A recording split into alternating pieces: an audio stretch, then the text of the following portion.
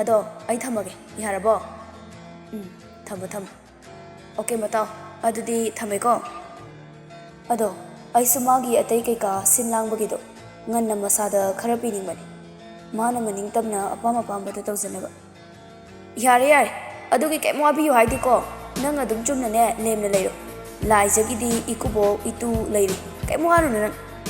ꯍꯣꯏꯅꯦ ꯆꯨꯝꯃꯤꯅꯦ ꯏꯇꯥꯎ ꯍꯦꯛ ꯂꯩꯔꯤꯗꯕꯨ ꯅꯠꯇ꯭ꯔꯅꯦ ꯑꯗꯣ ꯅꯪ ꯂꯥꯏꯖꯒ ꯄꯥꯎ ꯐꯥꯎꯅꯗ꯭ꯔꯣ ꯐꯥꯎꯅꯗꯤꯌꯦ 이스 ꯌꯥꯝ ꯂꯦꯝꯅꯒ ꯐꯥꯎꯅꯗꯤꯌꯦ ꯀꯥꯏꯅ ꯍꯨꯝꯖꯤꯜꯂꯛꯀꯅꯤꯍꯦ ꯃꯥꯁꯨ ꯀꯩꯝ ꯍꯥꯏꯔꯛꯇꯕꯗꯨꯗ ꯏꯀꯥꯏꯃꯟꯗꯅ ꯇꯧꯗꯕꯅꯤ ꯍꯣꯏ ꯅꯨꯄꯤ ꯃꯥꯅ ꯐꯥꯎꯔꯛꯇ꯭ꯔꯁꯨ ꯅꯨꯄꯥ ꯅꯪꯅ ꯍꯥꯟꯅ ꯐꯥꯎꯕꯗꯤ ꯌꯥꯏꯗꯅ ꯍꯣꯏ ꯍꯣꯏ ꯍꯣꯏ ꯍꯣꯏꯒ ꯅꯠꯇꯦꯀꯣ ꯄꯥꯎ ꯐꯥꯎꯅꯅꯕ ꯇꯧ ꯀꯔꯤ ꯅꯨꯄꯤ ꯈꯨꯠꯂꯧꯅꯣ ꯈꯪꯗꯦꯅꯦ ꯒ꯭ꯌꯥꯟ ꯃꯦꯟꯒ ꯑꯃꯠꯇ ꯇꯥꯗ꯭ꯔꯦ ꯑꯩꯅꯅꯦ ꯍꯥꯏꯕꯤꯗꯦ ꯍꯥꯏꯔꯤꯁꯤꯅꯦ ꯁꯠ ꯁꯠ ꯐꯥꯎꯅꯧꯀꯣ ꯍꯣꯏꯕ ꯑꯗꯣ ꯍꯌꯦꯡꯗꯣ ꯉꯟꯇꯥ ꯂꯥꯛꯑꯣ ꯊꯕꯛ ꯈꯔ ꯂꯩꯔꯦꯕ 이번에 ꯆꯠꯇ ꯌꯥꯗꯕ ꯈꯔ ꯍꯣꯏ ꯍꯣꯏ ꯑꯗꯣ ꯑꯩ ꯊꯝꯃꯒꯦ ꯌꯥꯔꯕꯣ ꯊꯝꯃꯣ ꯊꯝꯃꯣ ꯑꯣꯀꯦ ꯃꯇꯥꯎ ꯑꯗꯨꯗꯤ ꯊꯝꯃꯦꯀꯣ ꯑꯃꯨꯛ ꯐꯣꯟꯗꯣ ꯍꯦꯛ ꯊꯝꯕꯒ ꯊꯥꯗꯣꯏꯗ ꯀꯣꯜ ꯇꯧꯔꯛꯏ ꯍꯜꯂꯣ ꯍꯜꯂꯣ ꯗꯥ ꯌꯨꯍꯦꯟ ꯌꯨꯍꯦꯟ ꯍꯥꯏꯐꯦꯠ ꯁꯣꯔꯗꯨ ꯁꯥꯡꯍꯟꯗꯣꯛꯏ ꯑꯗꯨꯒ ꯁꯤ ꯑꯣꯏꯔꯗꯤ ꯅꯦꯅꯥ ꯍꯦꯛ ꯇꯥꯏꯗꯅ ꯊꯥꯗꯣꯏ ꯈꯪꯅꯤꯡꯅ ꯀꯩꯗꯧꯔꯒꯦ ꯗꯥ ꯌꯨꯍꯦꯟ ꯀꯩꯝ ꯅꯠꯇꯦꯗ ꯊꯣꯏꯊꯣꯏ ꯄꯥꯎ ꯃꯊꯪ ꯃꯊꯪ ꯂꯧꯅꯔꯨꯕ ꯑꯗꯨꯒꯅꯦ ꯅꯪꯒꯤ ꯈꯣꯟꯖꯦꯜꯁꯦ ꯍꯦꯛ ꯇꯥꯕꯒ ꯅꯤꯅꯥ ꯍꯦꯛ ꯇꯥꯏ ꯍꯥꯏꯕꯅꯤꯗ 이스 ꯑꯁꯦꯡꯕꯒꯤꯔꯣ ꯍꯣꯏꯕ ꯑꯁꯦꯡꯕꯒꯤꯅꯤ ꯑꯃꯨꯛ ꯐꯥꯒꯤ ꯇꯧꯈꯤꯗ꯭ꯔꯣ ꯁꯤꯗꯕꯣ ꯑꯩꯗꯤ ꯊꯥꯖꯗꯦꯗ ꯑꯗꯨ ꯑꯣꯏꯔꯒꯅ ꯍꯧꯖꯤꯛꯃꯛꯅꯦ ꯆꯦꯜꯂꯒ ꯍꯌꯦꯡ ꯅꯣꯡꯉꯥꯟꯕꯒ ꯂꯨꯍꯣꯡꯊꯣꯛꯑꯁꯤꯔꯣ ꯃꯣꯏ ꯑꯅꯤꯗꯩ ꯍꯥꯟꯅꯕ 이스 ꯋꯥꯔꯤꯒꯗꯤ ꯌꯥꯝ ꯂꯥꯡꯗ꯭ꯔꯥ ꯌꯥꯝ ꯃꯥꯟꯗ꯭ꯔꯥ ꯃꯥꯒꯤ ꯃꯑꯣꯡꯁꯦ ꯋꯥꯔꯤ ꯅꯠꯇꯤꯌꯦ ꯑꯩꯒꯤꯁꯦ ꯅꯪꯅꯕꯨ ꯉꯝꯅꯤꯗꯤ ꯍꯦꯛꯇ ꯌꯥꯗꯣꯔꯤꯕꯅꯤ ꯁꯨꯝ ꯅꯨꯡꯁꯤꯗꯅ ꯂꯛꯅꯕꯅꯤ ꯀꯩꯗꯧꯕꯒꯦ ꯑꯣꯟꯊꯣꯛ ꯊꯨꯅꯁꯨ ꯁꯥꯎꯒꯟꯈꯤꯕꯁꯤꯅ ꯑꯩꯈꯣꯏ ꯗꯥ ꯌꯨꯍꯦꯟꯁꯤꯅ ꯑꯩꯁꯨ ꯑꯩꯈꯣꯏ ꯏꯇꯨꯅ ꯀꯔꯤ ꯍꯥꯏꯔꯛꯀꯦꯅ ꯑꯣꯏꯅꯖꯔꯤꯅꯤ ꯌꯥꯔꯦ ꯆꯣ ꯌꯨꯍꯦꯟ ꯌꯥꯝ ꯅꯨꯡꯁꯤꯅ ꯇꯞꯅ ꯀꯧꯖꯔꯛꯏ ꯊꯣꯏꯊꯣꯏ ꯇꯥꯏꯌꯦ ꯗꯥ ꯌꯨꯍꯦꯟ ꯑꯩ ꯍꯧꯖꯤꯛꯁꯦ ꯀꯩꯗꯧꯕ ꯃꯥꯜꯂꯦ ꯈꯪꯗꯤꯌꯦ ꯑꯃꯨꯛꯇꯪꯒ ꯈꯜꯂꯨꯗ ꯀꯩꯗꯧꯔꯝꯗꯧꯕ ꯃꯥꯟꯒꯦꯕ ꯈꯪꯗꯦ ꯍꯥꯏꯕ ꯗꯥ ꯌꯨꯍꯦꯟ ꯍꯥꯏꯔꯛꯇꯕ ꯌꯥꯔꯣꯏ ꯀꯩ ꯃꯥꯟꯒꯦꯕ ꯏꯁꯩ ꯇꯥꯕ ꯅꯣ ꯒꯦꯝ ꯁꯥꯟꯅꯕ ꯑꯗꯨꯁꯨ ꯅꯠꯇꯦ ꯐꯣꯇꯣ ꯏꯗꯤꯇꯤꯡ 오호 ꯑꯗꯨꯁꯨ ꯅꯠꯇꯦ ꯑꯁ ꯑꯗꯨꯗꯤ ꯑꯩ ꯈꯪꯗ꯭ꯔꯦꯗ ꯌꯨꯍꯦꯟ ꯌꯥꯝ ꯅꯨꯡꯁꯤꯅ ꯅꯪꯒꯤ ꯐꯣꯇꯣ ꯑꯦꯜꯕꯝꯁꯤꯡꯗꯣ ꯄꯨꯂꯞ ꯌꯦꯡꯉꯤ ꯀꯩꯒꯤꯅꯣ ꯍꯥꯏꯁꯦ ꯑꯩꯗꯤ ꯇꯨꯝꯂꯝꯗꯥꯏ ꯈꯨꯗꯤꯡ ꯅꯪꯒꯤ ꯐꯣꯇꯣ ꯚꯤꯗꯤꯑꯣ ꯑꯗꯨꯝ ꯌꯦꯡꯉꯤ ꯅꯪꯒꯤ ꯁꯛꯇꯝꯁꯤꯅ ꯑꯩꯒꯤ ꯅꯥꯎꯁꯝꯅꯤ ꯍꯦꯛ ꯌꯦꯡꯍꯧꯗ꯭ꯔꯕ ꯑꯩ ꯑꯗꯨꯝ ꯅꯨꯃꯤꯠꯇꯨꯃ ꯄꯣꯊꯥꯕ ꯌꯥꯔꯔꯣꯏ ꯑꯩꯁꯨ ꯉꯁꯤꯗꯩꯗꯤ ꯗꯥ ꯌꯨꯍꯦꯟꯒꯤ ꯐꯣꯇꯣ ꯌꯦꯡꯂꯒ ꯇꯨꯝꯂꯒꯦ ꯑꯗꯣ ꯍꯌꯦꯡꯋꯥꯏ ꯑꯩꯅ ꯁꯔꯄ꯭ꯔꯥꯏꯖ ꯑꯃ ꯄꯤꯗꯣꯏ ꯂꯩꯔꯤꯀꯣ ꯑꯌꯥ ꯀꯩ ꯁꯔꯄ꯭ꯔꯥꯏꯖꯇꯤ ꯀꯣꯟꯅ ꯍꯥꯏꯒꯦ ꯅꯪꯅ ꯑꯩꯒꯤ ꯅꯥꯛꯇ ꯂꯩꯔꯀꯥꯟꯗ ꯀꯩ ꯃꯔꯝꯒꯤꯅꯣ ꯑꯩꯅ ꯅꯪꯒꯤ ꯐꯣꯇꯣꯁꯤꯡꯁꯦ ꯌꯦꯡꯂꯤꯅꯣ ꯍꯥꯏꯕꯗꯣ ꯑꯌꯥ ꯈꯪꯅꯤꯡꯉꯦ ꯍꯥꯏꯕ ꯗꯥ ꯌꯨꯍꯦꯟ ꯍꯧꯖꯤꯛ ꯍꯥꯏꯕꯤꯌꯨ ꯌꯥꯗꯦꯕ ꯀꯣꯟꯅ ꯑꯣ ꯍꯧꯖꯤꯛ ꯍꯥꯏꯕꯤꯌꯣ ꯍꯥꯏꯕꯅꯤ ꯌꯥꯗꯦꯕ ꯀꯣꯟꯅ ꯍꯥꯏꯒꯦ ꯍꯥꯏꯕ ꯊꯣꯏꯊꯣꯏ ꯑꯣ ꯗꯥ ꯌꯨꯍꯦꯟ ꯑꯩ ꯁꯥꯎꯔꯛꯑꯒꯦ ꯌꯨꯍꯦꯟ ꯅꯣꯛꯑꯒ ꯅꯪꯅ ꯁꯥꯎꯔꯁꯨ ꯑꯩꯅ ꯑꯃꯨꯛꯇꯪ ꯅꯨꯡꯁꯤꯅ ꯊꯣꯏꯊꯣꯏꯅ ꯆꯤꯡꯂꯒ ꯀꯧꯕꯗ ꯑꯗꯨꯝ ꯁꯥꯎꯕ ꯐꯈ꯭ꯔꯗꯧꯗꯨꯕꯨ ꯑꯁ ꯗꯥ ꯌꯨꯍꯦꯟ ꯄ꯭ꯂꯤꯖ ꯇꯥꯅꯤꯡꯉꯦ ꯍꯥꯏꯕ ꯌꯥꯗꯦꯕ ꯀꯣꯟꯅ ꯄ꯭ꯂꯤꯖ ꯑꯣ ꯊꯣꯏꯊꯣꯏ ꯊꯥꯗꯣꯏ ꯑꯉꯥꯡ ꯃꯆꯥꯒꯨꯝꯅ ꯍꯥꯏꯕꯤꯌꯣ ꯍꯥꯏꯕꯅꯦ ꯗꯥ ꯌꯨꯍꯦꯟ ꯍꯥꯏꯕꯤꯌꯣ ꯍꯥꯏꯕ ꯌꯨꯍꯦꯟ ꯃꯥꯒꯤ ꯃꯑꯣꯡꯗꯨꯗ ꯅꯣꯛꯐꯦꯠ ꯇꯧꯖꯩ ꯑꯗꯨꯒ ꯌꯥꯗꯦꯕ ꯊꯣꯏꯊꯣꯏ ꯀꯣꯟꯅ ꯍꯥꯏꯒꯦꯕ ꯅꯨꯡꯁꯤꯕꯤ ꯑꯁꯨꯝꯅ ꯑꯅꯤꯗꯨ ꯃꯔꯩ ꯇꯧꯅꯗꯨꯅ ꯋꯥꯔꯤ ꯇꯧꯔꯤ ꯂꯥꯏꯖ ꯃꯁꯥꯒꯗꯣ ꯄꯣꯞ ꯇꯥꯕ ꯃꯈꯩ ꯆꯥꯏꯔꯨꯔꯤꯕ ꯂꯩꯔꯛꯂꯤꯕ ꯄꯣꯠꯆꯩꯁꯤꯡꯗꯨ ꯂꯣꯏꯁꯤꯜꯂꯨꯕꯒꯤ ꯃꯁꯥꯗꯨꯁꯨ ꯆꯣꯛꯊꯕꯅ ꯌꯥꯗ꯭ꯔꯦ ꯃꯈꯨꯠ ꯑꯗꯨꯅ ꯃꯁꯥꯗꯨ ꯄꯣꯞ ꯄꯣꯞ ꯌꯩꯔꯒ ꯆꯪꯂꯛꯏ ꯑꯗꯨꯒ ꯂꯣꯡꯅ ꯐꯃꯨꯡꯗ ꯍꯤꯞꯊꯔꯛꯏ ꯐꯣꯟꯗꯣ ꯍꯦꯛ ꯄꯥꯏꯒꯦ ꯇꯧꯕꯒ ꯆꯤꯡꯈꯩꯒꯤ ꯀꯣꯜ ꯑꯃ ꯂꯥꯛꯏ ꯂꯥꯏꯖ ꯍꯤꯞꯂꯝꯕꯗꯨ ꯐꯨꯛ ꯍꯧꯒꯠꯂꯤ ꯑꯁ ꯀꯃꯥꯏꯅ ꯇꯧꯅꯤ ꯁꯤꯗꯤ ꯑꯩꯗꯤ ꯑꯣꯟꯊꯣꯛꯅ ꯏꯀꯥꯏꯒꯗꯧꯔꯤꯗꯅ ꯑꯩꯕꯨ ꯄꯥꯏꯔꯔꯣꯏꯗ꯭ꯔꯣ ꯇꯧꯔꯤꯁꯤꯕꯣ ꯄꯥꯏꯗ꯭ꯔꯒꯅ ꯀꯃꯥꯏꯅ ꯇꯧꯕ ꯑꯁꯨꯝꯅ ꯈꯟꯖꯥꯟꯅꯔꯤꯉꯩꯗ ꯀꯣꯜꯗꯨ ꯃꯤꯁ ꯀꯣꯜ ꯇꯥꯈ꯭ꯔꯦ ꯑꯌꯥ ꯃꯤꯁ ꯀꯣꯜ ꯇꯥꯈ꯭ꯔꯦ ꯀꯃꯥꯏꯅ ꯇꯧꯅꯤ ꯁꯤꯗꯤ ꯑꯩꯕꯨ ꯑꯃꯨꯛ ꯇꯧꯈꯤꯁꯤꯔꯅꯦ ꯑꯁ ꯀꯩꯅꯣꯕ ꯃꯥꯅ ꯀꯣꯜ ꯇꯧꯔꯛꯏꯁꯤꯕꯣ ꯑꯃꯨꯛ ꯈꯟꯖꯥꯟꯅꯔꯤꯉꯩ ꯇꯥꯂꯛꯇꯨꯗ ꯍꯟꯗꯛꯃꯨꯛꯇꯤ ꯚꯤꯗꯤꯑꯣ ꯀꯣꯜ ꯑꯣꯏꯅ ꯇꯧꯔꯛꯏ ꯂꯥꯏꯖ ꯃꯃꯤꯠꯇꯨ ꯂꯪꯊꯣꯛꯑꯒ ꯑꯦ ꯚꯤꯗꯤꯑꯣ ꯀꯣꯜ ꯑꯣꯏꯅ ꯑꯁꯤ ꯍꯥꯏꯔꯒ ꯀꯣꯜꯗꯨ ꯄꯥꯏꯈꯠꯂꯤ ꯃꯁꯥꯗꯨ ꯏꯊꯛ ꯊꯛꯀꯠꯅ ꯍꯜꯂꯣ ꯁꯤꯡꯈꯩꯁꯨ ꯂꯠꯂꯠ ꯇꯧꯅ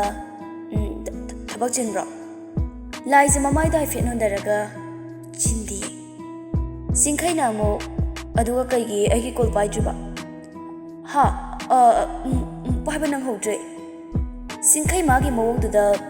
ꯀꯩꯅꯣ ꯚꯤꯗꯤꯑꯣ ꯀꯣꯜ ꯁꯥꯟꯅꯔꯒ ꯃꯥꯏ ꯅꯣꯟꯊꯔꯒ ꯑꯗꯨꯝ ꯂꯩꯔꯤꯗꯨꯕꯣ ꯂꯥꯏꯖ ꯃꯁꯥꯗꯨ ꯊꯛꯀꯠꯄꯒꯤ ꯃꯃꯤꯠꯇꯨ ꯌꯦꯡꯐꯝ ꯈꯪꯗꯕꯒꯤ ꯐꯠ ꯐꯠ ꯂꯩꯗꯨꯅ ꯂꯩ ꯀꯩꯝ ꯇꯧꯗꯦ ꯁꯨꯝ ꯁꯤꯡꯈꯩꯁꯨ ꯀꯔꯤ ꯍꯥꯏꯒꯗꯕꯅꯣ ꯈꯪꯗ꯭ꯔꯦ ꯃꯊꯟꯇ ꯑꯃꯨꯛ ꯈꯜꯂꯤ ꯑꯁ ꯑꯩꯅꯒ ꯃꯔꯣꯜ ꯑꯃ ꯋꯥ ꯉꯥꯡꯕ ꯍꯩꯕꯅꯦ ꯍꯪꯖꯒꯦ ꯈꯟꯕꯒꯩꯗꯤ ꯂꯣꯏ ꯍꯪꯗꯣꯛꯈ꯭ꯔꯦ ꯑꯃꯨꯛ ꯀꯩ ꯑꯃꯨꯛ ꯍꯪꯉꯤꯁꯤꯗꯤ ꯃꯁꯤꯃꯁꯨ ꯃꯤꯅ ꯍꯪꯂꯤꯕꯁꯦ ꯈꯛꯇꯃꯛ ꯈꯨꯝꯂꯛꯏꯁꯤꯕꯨ ꯀꯩꯒꯤꯅꯣꯕ ꯑꯃꯨꯛ ꯂꯠꯂꯠ ꯇꯧꯅ ꯑꯗꯣ ꯇꯥꯏꯌꯦ ꯅꯪꯒꯤ ꯀꯔꯤ ꯑꯋꯥꯠꯄ ꯑꯄꯥꯝꯕ ꯀꯩꯀꯩ ꯂꯩꯔꯤꯒꯦ ꯑꯗꯨꯝ ꯀꯣꯏꯗꯅ ꯑꯩꯉꯣꯟꯗ ꯍꯥꯏꯔꯛꯑꯣ ꯂꯥꯏꯖꯅ ꯏꯕꯥꯅꯤ ꯂꯨꯍꯣꯡꯕꯒꯤꯗꯤ ꯊꯣꯏꯅ ꯀꯔꯤꯁꯨ ꯑꯋꯥꯠꯄ ꯍꯥꯏꯕꯗꯣ ꯂꯩꯇ꯭ꯔꯦ ꯌꯨꯍꯦꯟ ꯍꯣꯏ ꯊꯥꯗꯣꯏ ꯍꯣꯏ ꯄꯥꯕꯨꯡ ꯍꯣꯏꯅ ꯑꯁꯨꯛ ꯌꯥꯝꯅ ꯑꯩꯒꯤ ꯁꯤꯜꯂꯤꯕꯁꯤꯗꯤ ꯀꯔꯝꯅ ꯑꯃꯨꯛ ꯑꯋꯥꯠꯄ ꯂꯩꯒꯅꯤ ꯑꯩꯒꯤꯗꯤ ꯑꯄꯦꯟꯕ ꯍꯥꯏꯕꯗꯣ ꯑꯣꯏꯔꯦ ꯀꯔꯤꯁꯨ ꯑꯋꯥꯠꯄ ꯂꯩꯇ꯭ꯔꯦ ꯑꯗꯣ ꯑꯩꯅ ꯀꯩꯅꯣꯝꯃ ꯋꯥꯆꯞꯇ ꯊꯥꯈꯤꯕꯅꯤ ꯌꯦꯡꯉꯣ ꯑꯃꯨꯛꯇ ꯍꯧꯖꯤꯛ ꯊꯥꯔꯛꯏꯔꯣ ꯍꯣꯏ ꯌꯦꯡꯒꯦ ꯄꯥꯏꯌꯨꯀꯣ ꯑꯁꯤ ꯍꯥꯏꯔꯒ ꯌꯦꯡꯂꯛꯏ ꯑꯗꯨꯒ ꯑꯌꯥ ꯌꯥꯝ ꯐꯖꯩꯌꯦ ꯐꯖꯕ꯭ꯔꯣ ꯀꯃꯥꯏꯅ ꯇꯧꯋꯦ ꯐꯖꯩꯌꯦ ꯌꯥꯝꯅ ꯅꯪꯅꯕꯨ ꯄꯥꯝꯂꯗꯤ ꯑꯩꯒꯤꯗꯤ ꯏꯅꯐ ꯑꯣꯏꯔꯦ ꯑꯩꯅ ꯏꯕꯥꯅꯤꯒꯤ ꯀꯣꯄꯜꯁ ꯔꯤꯡ ꯑꯃ ꯁꯤꯡꯕꯅꯦ ꯉꯁꯤ ꯌꯧꯔꯛꯄꯅꯤ ꯅꯪꯒ ꯑꯩꯒꯒꯤꯅꯤ ꯂꯥꯏꯖ ꯌꯥꯝ ꯅꯨꯡꯁꯤꯅ ꯈꯨꯝꯃꯛꯏ ꯌꯥꯝ ꯐꯖꯩꯌꯦ ꯁꯤꯡꯈꯩꯅ ꯊꯥꯒꯤ ꯃꯑꯣꯡꯗ ꯑꯣꯏꯔꯤꯕ ꯔꯤꯡꯗꯨꯅ ꯅꯪꯒꯤꯅꯤ ꯑꯗꯨꯒ ꯏꯁꯇꯥꯔ ꯁꯦꯞꯀꯤ ꯔꯤꯡꯗꯨꯅ ꯑꯩꯒꯤꯅꯤ ꯑꯗꯣ ꯑꯩꯅ ꯃꯨꯟ ꯑꯦꯟ ꯏꯁꯇꯥꯔ ꯁꯤꯒꯤ ꯃꯑꯣꯡꯗ ꯁꯥꯔꯤꯕ ꯅꯪꯒꯤꯅ ꯃꯨꯟꯒꯤ ꯗꯤꯖꯥꯏꯟꯗ ꯁꯥꯔꯤꯕ ꯁꯤꯁꯤꯡꯁꯤꯒꯤ ꯃꯔꯝ ꯅꯪ ꯈꯪꯕ꯭ꯔꯥ ꯈꯪꯗꯦ ꯀꯩꯒꯤꯅꯣ ꯁꯤꯡꯈꯩ ꯅꯣꯛꯐꯦꯠ ꯇꯧꯏ ꯑꯗꯨꯒ ꯅꯥꯏꯇꯣꯝ ꯊꯣꯛꯄ ꯊꯥꯖꯒꯨꯝꯅ ꯅꯪꯁꯨ ꯑꯩꯒꯤ ꯊꯃꯣꯏꯒꯤ ꯅꯥꯏꯇꯣꯝ ꯊꯣꯛꯄꯤ ꯊꯥꯖꯅꯤ ꯑꯗꯨꯒ ꯊꯋꯥꯟꯃꯤꯆꯥꯛꯅ ꯊꯥꯖꯗ ꯉꯥꯎꯖꯕꯒꯨꯝꯅ ꯑꯩꯅ ꯅꯪꯕꯨ ꯂꯣꯟꯅ ꯁꯦꯟꯅꯖꯕ ꯉꯥꯎꯖꯕ ꯈꯟꯖꯈꯤꯕ ꯊꯥꯖ ꯑꯃꯗꯤ ꯊꯋꯥꯟꯃꯤꯆꯥꯛꯀꯨꯝꯅ ꯂꯥꯞꯊꯣꯛꯅꯕ ꯌꯥꯗꯕ ꯃꯔꯤꯒꯨꯝ ꯏꯕꯥꯅꯤꯁꯨ ꯀꯩꯗꯧꯅꯨꯡꯗ ꯂꯥꯞꯊꯣꯛꯅꯕ ꯍꯥꯏꯕꯁꯦ ꯍꯟꯗꯛ ꯃꯄꯣꯛꯁꯤꯃꯒꯤ ꯑꯣꯏꯔꯔꯣꯏꯗ꯭ꯔꯕ ꯋꯥꯅꯤ ꯃꯁꯤꯒꯤ ꯊꯤꯝꯁꯤꯗ ꯑꯩꯅ ꯁꯥꯈꯤꯕꯅꯤ ꯏꯕꯥꯅꯤꯒꯤ ꯀꯣꯄꯜꯁ ꯔꯤꯡꯅꯤ ꯂꯥꯏꯖ ꯍꯧꯖꯤꯛꯀꯤ ꯋꯥꯍꯩꯗꯨꯗ ꯈꯪꯍꯧꯗꯦ ꯃꯤꯍꯨꯟꯗꯨ ꯗꯪ ꯗꯪ ꯆꯣꯡꯂꯛꯏ ꯃꯈꯣꯜ ꯊꯣꯛꯅ ꯆꯣꯡꯉꯤ ꯁꯤꯡꯈꯩ ꯇꯞꯅ ꯃꯆꯟ ꯂꯥꯏꯖ ꯉꯁꯥꯏꯗꯒꯤ ꯂꯣꯠꯇꯨꯅ ꯂꯩꯔꯝꯕ ꯃꯥꯏꯊꯣꯡ ꯑꯗꯨ ꯈꯪꯍꯧꯗꯅ ꯌꯦꯡꯂꯛꯏ ꯁꯤꯡꯈꯩ ꯌꯥꯝ ꯅꯨꯡꯁꯤꯕ ꯃꯤꯅꯣꯛ ꯑꯃ ꯅꯣꯛꯏ ꯑꯗꯨꯒ ꯑꯗꯨꯅꯤꯗꯅ ꯁꯨꯃꯥꯏꯅ ꯌꯦꯡꯂꯛꯑꯗꯤ ꯑꯩꯁꯨ ꯄꯨꯛꯅꯤꯡꯁꯦ ꯍꯔꯥꯎꯖꯩꯗꯅ ꯂꯥꯏꯖ ꯇꯨꯃꯤꯟꯅ ꯂꯩ ꯀꯩ ꯍꯥꯏꯒꯗꯕꯅꯣ ꯍꯥꯏꯕꯁꯨ ꯈꯪꯗ꯭ꯔꯤ ꯑꯗꯣ ꯃꯆꯟ ꯑꯩ ꯊꯝꯃꯒꯦ ꯁꯤꯗꯩꯗꯤ ꯀꯣꯜ ꯑꯗꯨꯝ ꯇꯧꯔꯛꯑꯗꯣꯏꯅꯤꯀോ ꯅꯪ ꯅꯍꯥꯟꯈꯩ ꯑꯩꯅ ꯀꯣꯜ ꯇꯧꯔꯛꯇꯦꯅ ꯁꯥꯎꯅꯨꯀோ ꯁꯥꯎꯗꯦꯗ ꯑꯗꯨꯗꯤ ꯊꯝꯃꯒꯦꯀꯣ ꯃꯆꯟ ꯁꯤꯡꯈꯩꯁꯨ ꯅꯣꯛꯐꯦꯠ ꯇꯧꯔꯒ ꯊꯝꯃꯦꯀꯣ ꯑꯁꯤ ꯍꯥꯏꯔꯝꯂꯒ ꯐꯣꯟꯗꯨ ꯊꯝꯈ꯭ꯔꯦ ꯐꯣꯟꯗꯨ ꯍꯦꯛ ꯊꯝꯈꯤꯕꯒ ꯂꯥꯏꯖ ꯌꯥꯝ ꯏꯀꯥꯏꯅ ꯃꯃꯥꯏꯗꯨ ꯃꯣꯟꯗꯨꯗ ꯎꯞꯁꯤꯜꯂꯒ ꯍꯤꯞꯄꯤ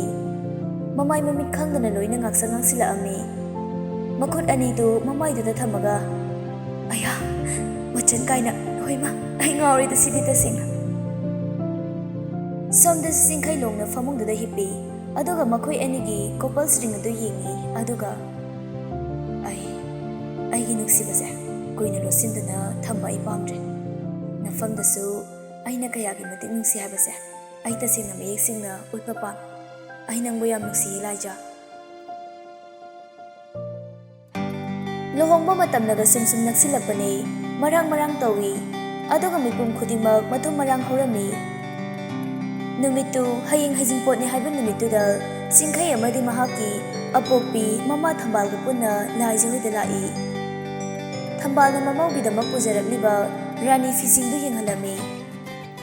ꯈꯜꯂꯣ ꯏꯃꯥꯅꯅꯦ ꯏꯃꯧꯗ ꯄꯤꯅꯤꯡꯃꯟꯈꯤꯗꯅ ꯏꯃꯧꯗ ꯍꯦꯛꯇꯅꯦ ꯈꯜꯍꯜꯂꯒꯦꯅ ꯄꯨꯔꯛꯑꯕꯅꯤ ꯑꯩꯒꯤ ꯑꯣꯏꯅꯗꯤ ꯏꯌꯥꯗ ꯌꯥꯖꯔꯦ ꯃꯃꯥꯅ ꯁꯤꯃ ꯐꯖꯔꯦ ꯍꯥꯏꯕꯗꯨꯃ ꯅꯆꯥꯒꯤꯗꯤ ꯑꯄꯥꯝꯕ ꯑꯗꯨ ꯑꯣꯏꯔꯦ ꯌꯥꯗꯦ ꯅꯪꯒꯤ ꯑꯄꯥꯝꯕ ꯈꯟꯒꯗꯕꯅꯤꯀꯣ ꯅꯣꯏ ꯅꯤꯅꯦ ꯂꯥꯡꯂꯦꯟꯗꯣ ngasi lakpani aduda aina ne nang yenghaluge na pora ibani ne nang na pamba singdo hekta khallo imausibi tanjada da bina si changla I ipema mai hak lai khoko cha nu kai ka loina thakisi ibo ai se chatna da bra gyan ta je haying sune hajing pot ki ada sune marang tauri ai su imaugi ne pining man khidana hekta lak charabani ibo warau binu ko kemta kai dida namaugi manak talak babu amuk chatnabi haiba mumung lai khidro thambal no fe tau jaraga aidi ne imau lai je se on thokna nungsi jakre aidi lohong base hayeng mak hekta oheninga bani bo isu do marai bakti yamna theirabani magi khanbadani aini hingli basisu mana mafam chaba amada lei horabadi ne khanna laidi bani ina kaira khunba laira ba haibaduna makhal amani to mabum ne machada machagum na luna tawdaba nungsi na nakon bigadaba aduni aihak na supamliba thambalna aihaki dine ichaningol su amata yawba nate do aduna imau lai jese imau ne kaina khaloi aina he ek poksaba ichaningol gumna khanjari bani aihak na su thajai da do budi ibema nangbu na thantaro ichanu paga lakpane madi changbado phajadrena thongal da lehori bani somdadi yohen thadoi amadi chingkhai puna thongal da unaduna puna wari tawrami thadoina sumle paga wari tawbuse waida nangbo ko ngahang manung do phamusidana bas aini hina changningini haba ado phajadaba chanadaba ama leibududa hoida chanabi habado aikoi maselna bu yarde adum chanabi ori kaino yohen na hairapani thadoina mo ado nangaba ma khadang lo laisa mamana aikoi lai chato unaninge na gri takmandana lai ani do punna ses aikoi lai cha kaina yade ko chingkhai de no ga as no ni sidiba thadoina mo nang dang lep naga leram bada lai ne egise mama lak pagam to hojre chanung kai ka piru bane ado ai mama am to na rukhige no ening hak le minar mo ko hoi asi harga thadoi su imung na changlai mama thambalna haima icha thadoi ni he kuire da ukhidaba nangsu sida nga side lei bro ai mapa da chanung piru bane mama su da ba kuire yam nungsiye nong phadok su koi thorau da na imagi da su noibo sidai di dum la adoni mama singkhai su mathan da ne leplaga leiram badu da ngahai wari watai tawram daga ai su mama unaninge na dum changla ba lai jana yuhendi sakraba lehori bane chingkhai ga inana isu isu waram lani tawrise makoi na loina hau tawduna loina tawbiri bani yuhen sune manta laktuna pijang khaliba arang pham kawba pot wai thawai sin bana ngakta tawri bani sisu icha thadoi sune nahandagi lektuna imungi awapa kupnom sune mana ngakta tawri bani bobo aidi pakna yawde ko ne hoi laije hoi anamba nan moina loina tawri bani ko amuk phi singdu rai aduga aya mama phi mayam se mama na pura ira noini ni langli na pura podo adumak ni pura iba imaugi apama khalan ge no thado yam harauna aya sidi loin phajaye laija nang karama khalage blue gi se oina khalage thadoina khalli kan do mari manga khalawro se red si su phajai pink si su coffee color si su phajai aya gold color si su phajai haba as yaman kre ai bu kadai da se tuino phi mayam si lawraga amuk lai traga leiraga loir ai khoi lak podane sin se laga lau kaino ani dogi mawong du da bina amadi thambal sunuk chei asumna ngahak nungai na makhoi punna wari watai tawrama matungda thambal su chatkre lai joi gi sumang du su mina pumthan thali hangba lakba phijang carpet na chingba decoration tawnaba tawriba singduna pumlang hilangi laija imung dagi padar marum dagi lona yingjare mapalda khaliba tawriba mayamdu thadoi ga yuhen ga punna thabak tawminabadu uraga laija no fe tawjai matanta momon tawraga ani sidiba adum awu khudingi moi anise hekta leminaramba somdana thadoina daihen asomgi sasina kaina gi kengnung kakpagi doi dui natro awang thangbagi sida oina semani ado kaina gi di itop topa design hapsiko hoida akhoi jerna hairaga bu kaino ne thadoina fe tawjai aduga ado Ibani luhongbadasu sumai puna tawminasiko. Eh, Ibani luhongbada aina laaga mamtok to khanba yauduribra ba ha. Fajarani wari katiba. Eh, yani kaino. Pangnida akhoi thoithoise. Ibani kandana ne chingkhaina muk tawhalase. Eh, adusu yaine. Ado jangang amata lolose. Khanause khar kangeba. Hoi. Somdana laijasu mayam la ibasingdu chana thaknaba tawramni. Thadoi changlaktuna kaino charo. Laijana mani. Ado kaino nangso amuk londoiro yarani ye mayamgi punna sida lolabani. Is sidine special changangni akhoi dayu hengi sangom chadi thaktabani khambra. Madi aduna changang oina lonbiga tawriba. Hoi hoi yam nusineko yadeko. Asom nuparom dasuni marang laknaba sem sabo mayamduna asom dasu punglang hilangi. Pungsu phanyam thingjilai thabak pungba loisilamaga thadoi amadi laija punna phamungda longna hiptharai.